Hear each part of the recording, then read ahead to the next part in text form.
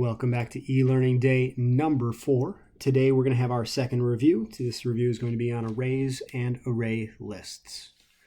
Starting off, some common characteristics between both of them. Indices are going to start at 0 and go to the size or the length minus 1. So if you have 10 items, they are indexed 0 to 9.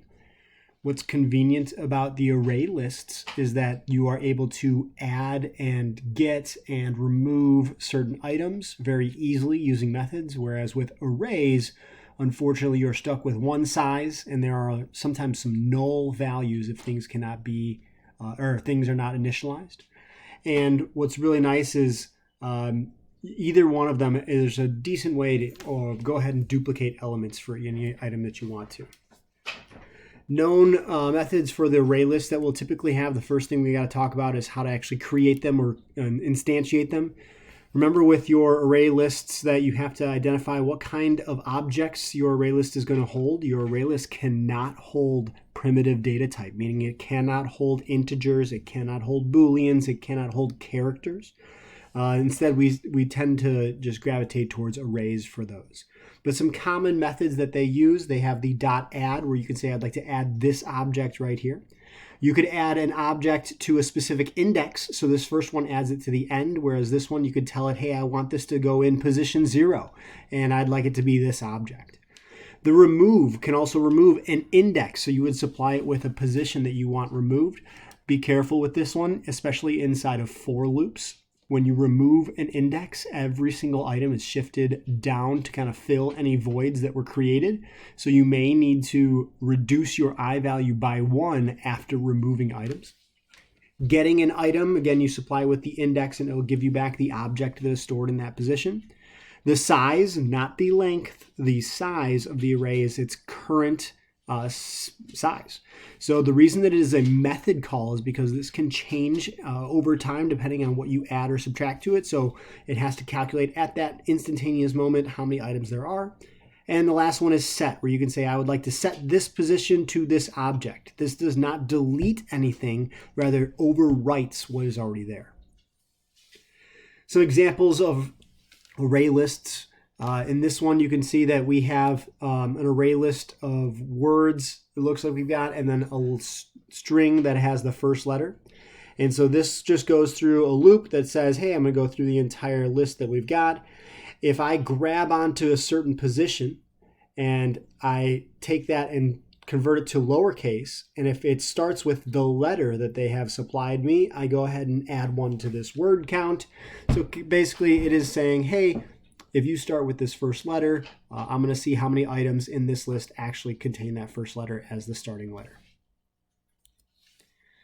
Operations to know for arrays. How do we build or declare or instantiate arrays? Remember, we use the brackets in this case, where inside this bracket right here, you tell it how many items you would like it to hold. There is also an instantiator list in which you can, instead of building one like this, you can just initialize your list right away with the values that you have. This will, you don't have to tell it how large it is. It will kind of count the number of items in there and designate its size that direction. Be careful when you fill arrays using this first option. Remember that you are building an array, but every single entry in that array is still technically null until it is filled with something. How do you gain access to an item? You type the name of the array and then the index that you'd like to go to in brackets. How large is the array? Notice this one does not have brackets. It is not a method. It is actually a variable that belongs to that array, an instance variable, and it tells you how long that array is. These things are nice because they can hold numbers, primitive data, or objects. And then what's also nice is that we're typically use arrays for two-dimensional arrays also. The idea behind that, when we instantiate them, 2 sets of brackets. The first set of brackets designates the number of rows that you want. You'd actually put a number in here. And the second column, the second set of brackets designates the number of columns that you would like. Oops. Accessing a piece of data is still the standard way. Tell me what the name of the array is, which row you'd like to go to, which column you'd like to go to, and just reminders that all rows and columns start at 0 still. Example of arrays. So here you can see we are building a 2x2 array, a two-dimensional array that is 5 by 5, so 25 entries. Just building it right here does not fill it. One thing to note is that you cannot use a for each loop to fill an array, but you can use a traditional for loop to do this. It's nested loops. Your first outer loop is going to stop at every single row. Remember, a row is a one-dimensional array. And we just have a bunch of one-dimensional arrays kind of stacked on top of each other. So that first outer loop just goes through each one-dimensional array or each row. The inner loop will then stop at every entry in that row, or in this case, it'll stop at every column of your array.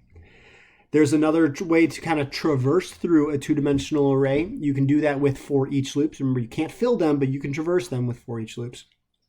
The first one says, I'm going to grab onto every one-dimensional array that I have. I'm going to name it A, and I'm going to grab it from this two-dimensional array called nums. Once you have a hold of one-dimensional arrays, you're stopping at every item that's in there. And we've designated them as integers. So you're saying, hey, for every integer B that is in this array that I have named A, I'm going to print it out with a space. This extra system.out.print line just says, you know what, after you've run through the entire row, press enter. This is basically just printing out your two-dimensional array in a two-dimensional pattern.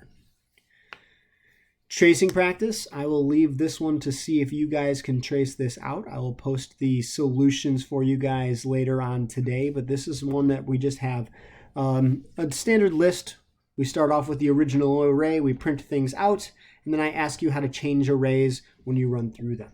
Be careful when you do this. Remember, there is such thing as passing by values and passing by reference. Values means numbers, make just copies of their numbers, whereas pass by reference means that any changes made to those objects will be permanent changes. Practice writing some of your code. I want you guys to try and write a method called numFinder, where it takes an integer array called nums, and it looks for a specific integer target, and it will return how many times that target is in the array. This is some good practice. Again, not going to require you guys to do this, but this is some stuff that I think would be very useful. It's just standard for each loop probably would be the fastest way to do it. If this first item is equal to the target, then add one to a counter, so on and so forth.